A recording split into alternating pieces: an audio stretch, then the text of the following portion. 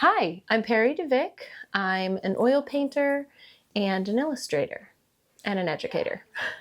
I really started painting in high school and then just never stopped. I fell in love with oils when I was at Ringling. I realized halfway through my illustration program that I was more of a painter than an illustrator, but it was too late to change majors, so I stuck with it. And now I do both. And then when I got out of Ringling, I needed something else. I needed a little more direction. So I went to SCAD and got a degree in teaching art. It's been a lot of fun.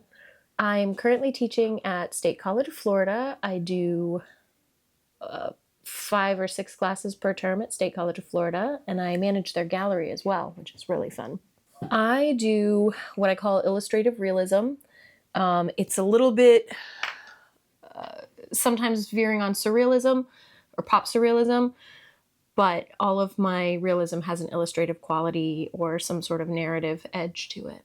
Some years I have a show in mind that's going to be 30 pieces and I'll make sure I get 30 pieces done. And then some years I maybe do 5 or 6 in a year. It sort of depends on how much of my focus is on teaching that year and how much is on an exhibition. On those years where I'm doing 4 or 5, it's usually for specific shows, and most of those shows have a theme.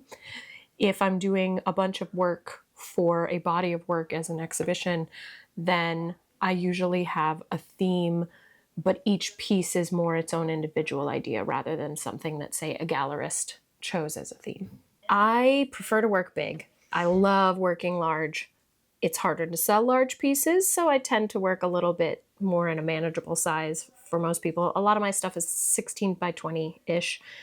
I like working on a wood panel as well, so that can be a limitation. Larger wood panels are very expensive and hard to transport. A lot of my paintings, especially the more illustrative pieces, have like a fantasy element to them, but it's usually pretty subtle. I guess magical realism, to steal a literature term. I try as often as possible to have figures in my work because I love painting figures and portraits. But again, if I'm trying to be more marketing sensitive, still lives sell better.